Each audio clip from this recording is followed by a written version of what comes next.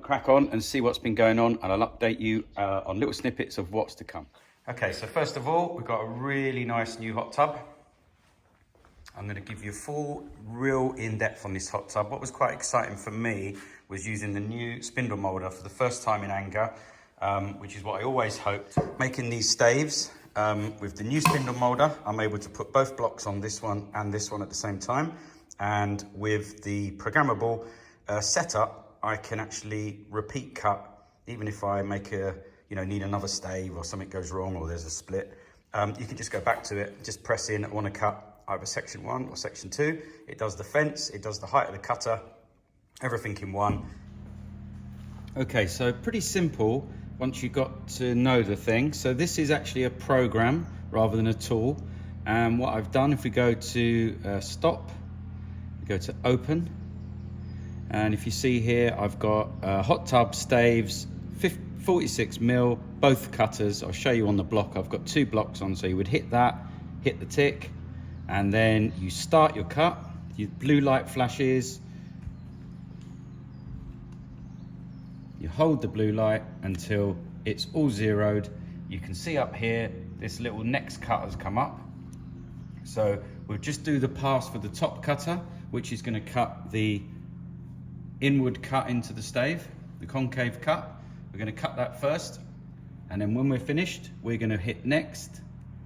It's going to go down the list to the next cutter, which is the outside radius, and when we hold the blue button, hit and hold it, it's going to raise the cutter. So very, very simple. Once you've programmed the tool, you can then program the programs to use the tools. So let's see the cutter move. Okay, so here you can see the 2 cutter blocks. Cut 1 was this cut, the outside radius, or inside, depending whether you're looking at the stave or the cutter. We hold the blue button.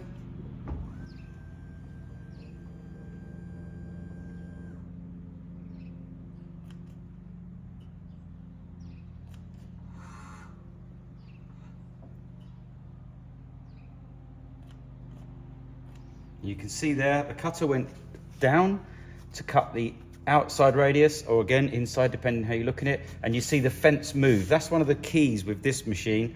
It actually works the fence position out and the cutter, so it's really repeatable for the staves. So you can see that moved. Here we're on the second cut now because it moved us down, and we're ready to cut because I've held the blue light, and you can see we're cutting. The block is now -5. There's no angle on the bevel. And it's a 4.5, -4.5 instead of -12. That's the actual fence position. I haven't actually used this end bit yet. When I do, I'll show you about that. And then we're ready to cut.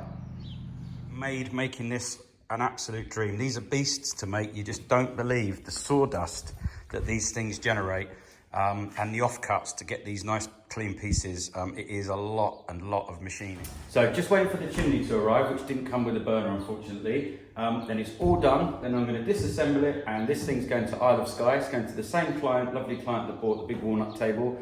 So I'll do a bit of a video delivering it and installing it. I'll be staying the night and erecting it in the morning. So just taking it to bits, packing it all up in the back of the pickup, driving it to the Isle of Skye. I think that's end of next week. So you'll get the second part of the video.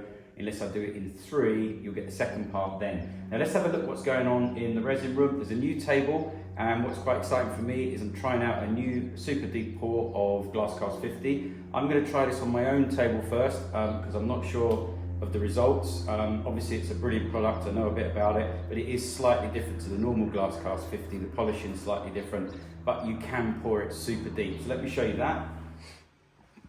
Okay, so unfortunately we've hand sanded these because you can see they're so bowed and cupped. Unfortunately we didn't get the finish recorded, but I'll put a picture on the screen of what they look like. You can see here, so when we do this resin pour, we're going to have resin, we're going to grind this off once it gets flat, so it's going to get quite thin in places. It'll be some resin, some wood, natural wood. There's all different heights. I'm actually balancing this on here to split the difference. You can see here, so we're going to have a lovely big section of resin here, no wood at all. Quite a lot of resin underneath, but that will be ground off on the top anyway, so we'll kind of split the difference. I'll show you the mold making. It's quite slow. Lots of hot glue, polypropylene, which you know I use. just slowly folding it and bending it to the shape, because we're going to follow the natural edge, do a little bit of grinding, fill in some of the big pores. And I mean, this will be quite a natural edge here, nice thin polypropylene. Just very, very slowly mold it. Take your time so there's no leaks. And the most exciting thing about this is I'm using Glass Cast 50 Plus. Now, I've got air-conditioned room and I've got a liquid cooled table, and I've avoided using this because I'm so used to Glass Cast. Now, this table is actually going to be for me, for my family. So it's the first time I'm using it. Now, I'm sure there's lots of people out there used it. I haven't, so I'm going to test it, give it a year. It's actually going in my outside garden building, which I built on YouTube, you can see. So this will be my first pour. I'm going to pour it. It's quite warm today. I'm going to pour it tomorrow morning, no air conditioning, no liquid cooled table, and I will give you full feedback on how I find it during the pour, during the polishing, and also how durable it is and how it compares to Glass Cast 50, which I know inside out. Hope you enjoyed that update. I hope you're all safe and well. I'm absolutely fine. Thank you for some of the emails, seeing if I'm okay. I am okay. It's just the amount of work it all takes to keep everything going, but getting slowly back on track. So lovely to speak to you all. Have a good one. I'll see you soon.